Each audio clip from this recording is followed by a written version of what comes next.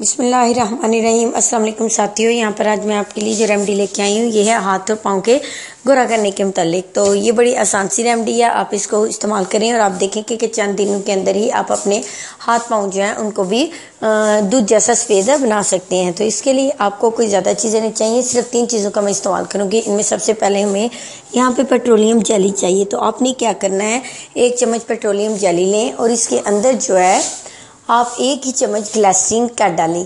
1 चम्मच petroleum jelly के अंदर 1 चम्मच ग्लिसरीन को मिक्स करें। पेट्रोलियम जेली के अंदर ग्लिसरीन को मिक्स करना काफ़ी मुश्किल काम है, यानी एक लिक्विड है और एक सॉलिड है।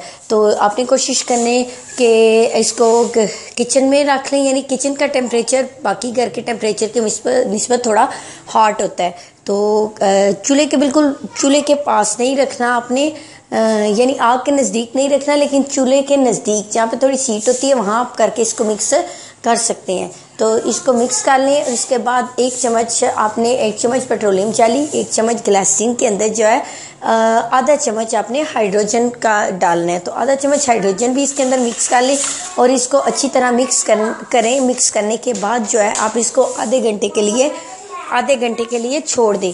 आधे घंटे के बाद इसको अपने हाथ और पाँव पर अप्लाई करें और इसको कुछ घंटों के लिए लगा रहने दें।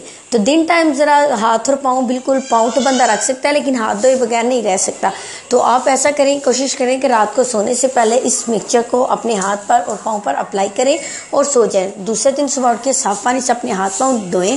तो आप देखेंगे कि ये एक दफ़ा के इस्तेमाल से आपको फ़र्क वाज़िया दिखाएगा, और अगर आप इसको रूटीन में इस्तेमाल करते हैं तो फिर तो आपके हाथ और पाँव जो है वो सबसे ही अलग नजर आएंगे। प्लस ये आपके अगर हाथ पाँव पे कोई दाग धब्बे वगैरह है तो उनको भी बड़ी तेज़ी से ये रिमूव करेगा।